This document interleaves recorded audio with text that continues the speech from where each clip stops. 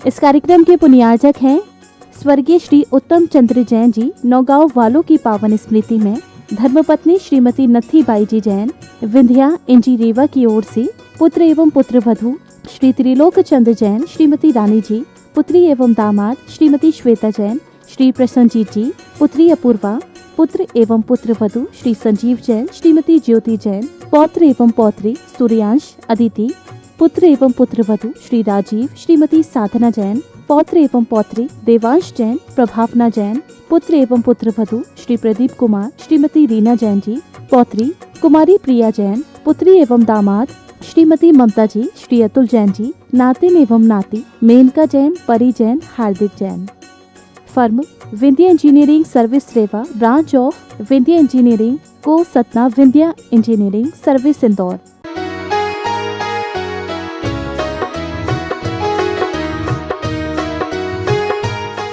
बाजरा इत्यादि को जो उन्होंने गिना, ये मोटे दाने माने जाते हैं और वह बहुत महीन बन जाता है और वो पेट में ही जम जाता है। ऐसा खुल्लम खुल्ला आपके लिए पत्र आया है। भारत को भी, भारत कम से कम भी 80% गेहूँ का ही सेवन करने वाला राष्ट्र है, ऐसा कहा। अब बोलो आप, इतने सारे रोग पक्के हैं या हो जाएंगे? क्योंकि मैदा एक जहर पैदा कर देता है। कई व्यक्तियों ने इस प्रकार निकाला है मैदा। इसी प्रकार शुगर मैंने शक्कर, यह भी जहर है, सफ़ेद जहर है। इसी प्रकार नमक जो पॉलिश है और हाँ नहीं, सुनो, थायराइड के लिए विशेष रूप से इस प्रकार का नहीं, गवर्नमेंट के द्वारा जो तैयार किया गया है उसी को लेना, बाकी इसको लेओगे तो गड़बड़ होता। इस प्रकार यह भी जहर है। चावल जहर क्यों है? क्योंकि उसके ऊपर जो ललाई रहती है, जो पौष्टिक रहती है और वह रोग वर्धक नहीं, रोग नाशक भी है और सभी प्रकार से वह देसी बीज है, उसको आप ले सकते हैं। लेकिन पॉलिश किया हुआ जो चावल है, देखते रहते हैं, अखंड अक्षत प्राप्त, अखंड तो है लेकिन आपके लिए भीतर जाएगा, वह जहर का काम करेगा। खुल्लम खुल्ला लिखा हुआ है, बताओ। इसीलिए इन चावलों को महत्व मत दो। जो पहले कैसे बनते थे? पहले मूसल के द्वारा कूट करके, हैं, लेकिन आज एकदम इधर रखो, इधर आप देख लो, बिल्कुल सफ़ेद। हाँ, ऐसे सफ़ेद आप हो जाएंगे। आप ललाई आपके पास अब रहेगी नहीं। डॉक्टर लोग दिखते हैं ना यूं करके, अरे बिल्कुल सफ़ेद दिखता है यार। ऐसा होने की नौबत आ गई। इसी प्रकार एक और है, जो गाय जर्सी मानी जाती है, उसको भी सेवन नहीं करना। देसी गाय का ही ले लें, नहीं है तो भैंस का भी ले सकते हैं। लेकिन भैंस, उसके दूध में भी बहुत इस प्रकार की क्षमता, शक्ति विद्यमान है। देख करके आपको करना होगा, समझ करके करना होगा। जीवन हम जी रहे हैं खाने के लिए नहीं, किंतु खाते हैं जीने के लिए।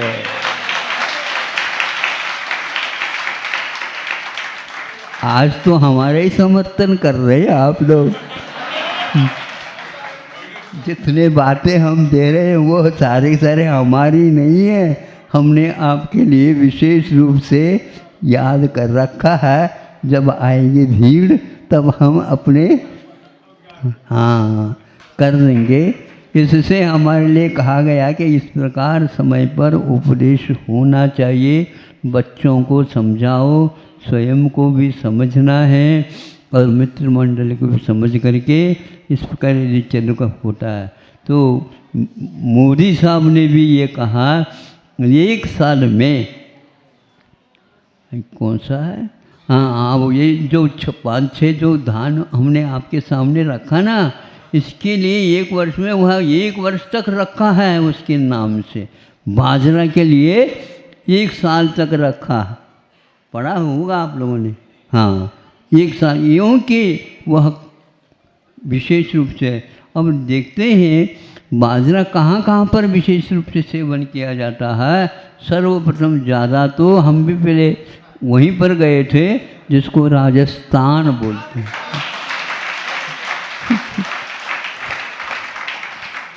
हमने कहा ये क्या है, ये बाजरे का खिचड़ा है, हमारा खिचड़ा।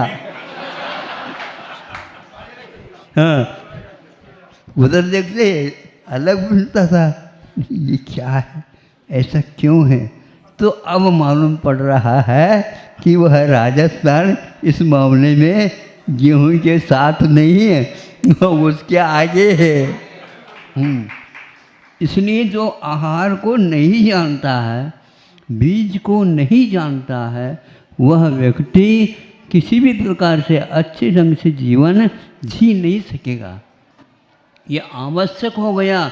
अन्यत्र भी इसी प्रकार के, कर्नाटक में चले जाएंगे वहाँ गेहूँ नहीं मिलेगा, आपको ज्वार की ही रोटी और मक्की की रोटी और चने के ही मिलेंगे, क्योंकि इसी के माध्यम से अपने जीवन गुजार करते हुए धर्म ध्यान करना है, नहीं तो अकाल में ही चला जाना। इसलिए जीवन को महत्व दो और खान पीन को विशेष रूप से ध्यान में रखो। इसके लिए ये कहावत जो रूढ़ हुई है, इसके लिए गेहूं के लिए नहीं लिखा गया, किसी एक व्यक्ति ने लिखा बलिहारी गुरु। नहीं सुनो, ऐसा नहीं, गुरु की बात नहीं है, सुनो तो, बलिहारी गुरु बाजरा। बाजरा को उन्होंने गुरु कहा है। हमने भैया टीप लो, इसको याद रख लो, हमने याद कर लिया। बलिहारी गुरु बाजरा, तेरी लंबी पान, तुम्हारे जो हाथ है या पाँव है वह बहुत लंबी है, ऐसे आप छलांग लेते हैं। बाजरे के लिए कहा बलिहारी गुरु बाजरा, तेरे लंबी पान, घोड़े को तो पर लग गए। घोड़े को, घोड़ा बहुत भागता है, लेकिन बाजरा खा लेगा तो पंख लग गए उसको।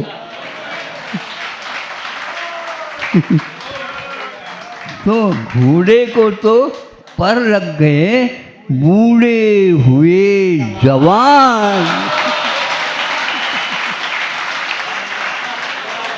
भारत कोशिश कर रहा है, कश्मीर वाले भी बरसों से इन धर्म प्रवास से दूर रहे हैं, उनको भी ये सारा भारत के इतिहास को सिखाना पढ़ाना है। आप लोग अच्छे ढंग से शासन के साथ हो जाएं तो अब सब ये काम होने वाला है। इतना ही पर्याप्त है। जो बहुत सारी और भी चीज़ें थी, लेकिन जब कभी और देख लेंगे। अहिंसा परमो। ओम नमः सिद्धेभ्यः, ओम नमः सिद्धेभ्यः।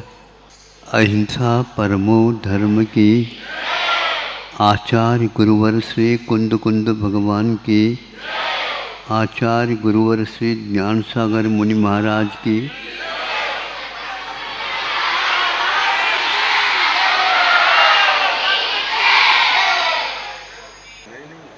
आप लोग इस बात से परिचित होंगे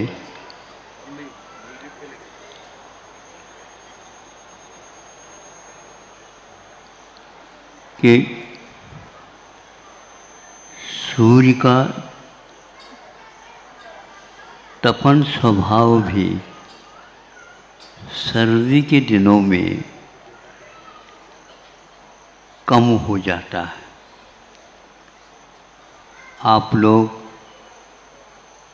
सूर्य से उन दिनों में धूप की इच्छा रखते हैं।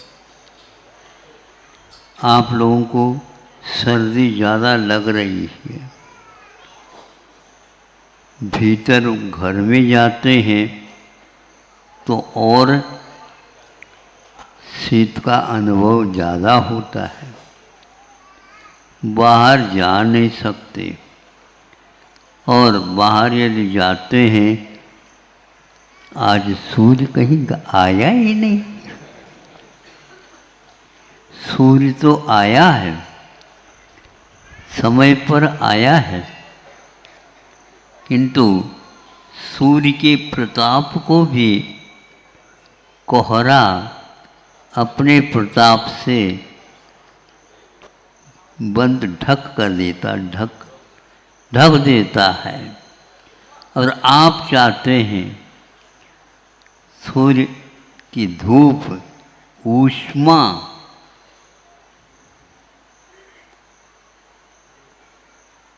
कोहरा भी है, किंतु वह भी अपना प्रताप दिखा रहा है। कभी कभी 12 बजे तक कोहरा कहता है कि हमारा राज्य चलेगा। कभी कभी तो पूरा का पूरा मौसम ही कोहरे से ढका हुआ रहता है, सूर्य का वहाँ पर कोई दर्शन ही नहीं होता। तो सूर्य को भी बदले में आप कुछ चाहते हैं क्या? नहीं, क्योंकि वह एक प्रकार से जड़ है और वह विमान घूमता रहता, ग्रह वह घूमता रहता है। अब वही जब सर्दी के बाद सूर्य प्रतिदिन दिखने लग जाता है, तो आप लोग उन दिनों, गर्मी के दिनों में भी सूर्य को देखना नहीं चाहते। कोई भी देखना चाहता हो तो देख ले। हाँ,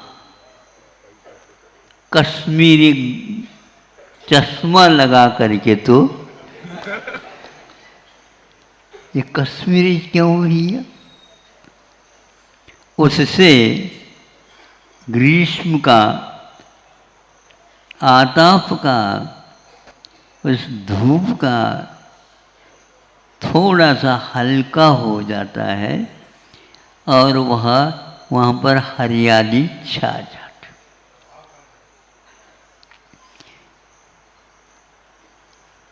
ये मैं पूछना चाहता हूँ आप लोगों से, सूर्य तो वही है, किंतु भिन्न भिन्न समय में उनमें भिन्न भिन्न परिणाम होने लग जाते हैं। भीतर जाने के उपरांत भी वह और आकुलता का अनुभव करने लग जाता है, क्योंकि सूर्य के प्रताप से प्राण वायु, ऑक्सीजन वह बहुत कम हो जाता है। आप लोगों को सहज रूप से प्राण वायु की उपलब्धि नहीं होती, क्योंकि यह सूर्य का ही परिणाम है। इसके प्रतिकार क्या?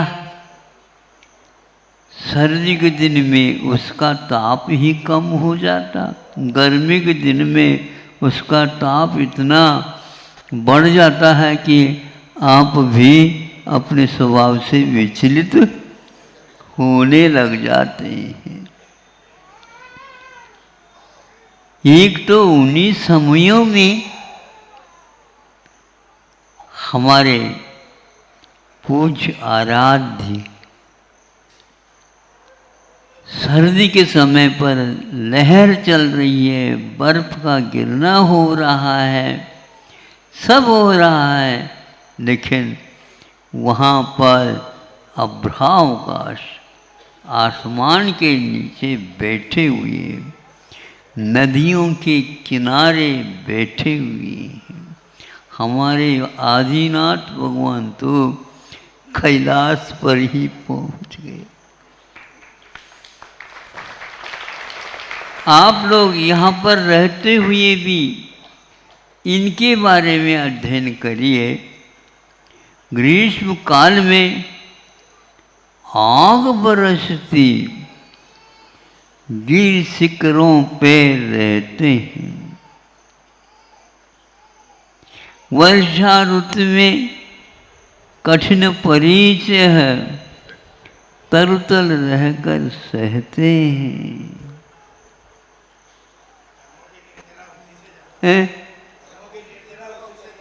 तो ये कर्म कहीं दिख रहा है क्या? कर्म दिखते नहीं, किंतु संवेदन में अवश्य आते हैं। एक हास्य कर्म का उदय होता तो हंसना होता है, शोक कर्म का उदय होता है शांति के साथ बैठ करके देखना होता है। गर्मी का संवेदन होते हुए भी वह आस्था इसी प्रकार के प्रताप से, धूप के सेवन करने से इस आग को भी हम बहुत ही प्रिय वस्तु मान करके आस्था से यदि देखते हैं तो वह धूप भी फीका फीका हो जाता है। ऐसे ऋषिराज का दर्शन भी दुर्लभ हो जाता है। क्या करें, हम इतना पैसा देना चाहते हैं, हम एक आध दर्शन करवा दो एक बार। नहीं, इतना देने से कुछ नहीं होगा। आप पूरा देना चाहते हैं तो हम सोच सकते हैं।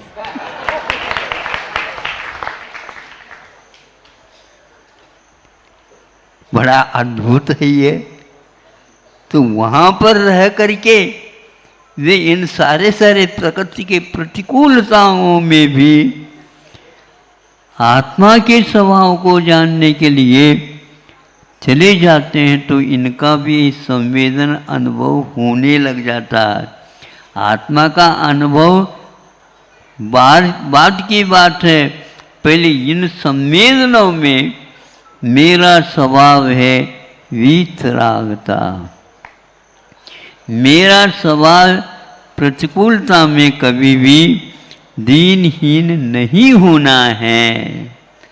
ऐसा जो चिंतन करता है, यह मुझे जला नहीं सकती, यह मुझे सुखा नहीं सकती, यह मुझे किसी प्रकार से मेरे स्वभाव में अंतर नहीं ला सकती। यह मेरी कमी थी, आज तक इस रहस्य को मैंने नहीं जाना।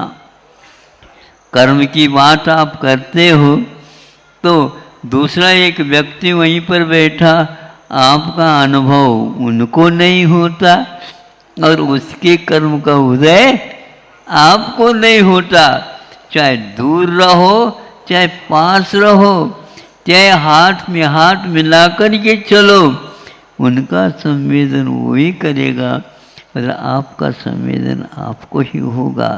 तो आपके लिए रोने योग्य संवेदन हो रहा है तो वो किसी प्रकार से कम नहीं कर सकते। करना चाहते हैं गुरु, किंतु होता नहीं है वैसा, क्योंकि आपने जो किया आपको मिलेगा। ये सिद्धांत, चाहे आप स्वर्ग में जाओ, चाहे आप नरक में मिले, या और तेज गति में हो, कुछ सेठ हो, साहूकार हो, कुछ भी हो, उसमें कोई फर्क नहीं पड़ सकता। यह इस सिद्धांत के साथ ही 24 घंटा 12 महीने आजीवन पर्वत के शिखरों पर भी रहते हैं, कोई फर्क नहीं पड़ता है उनको।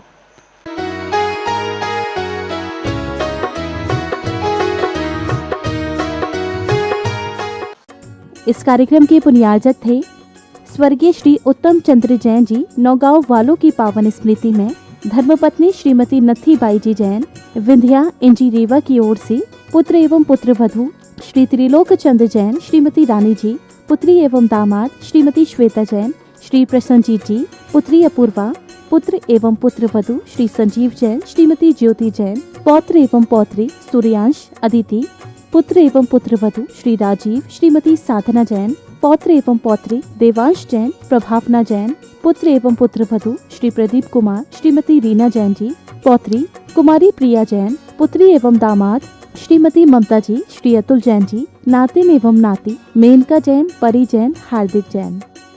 Firm Vindhya engineering service Rewa, branch of Vindhya engineering को सतना, विंध्या इंजीनियरिंग सर्विस इंदौर।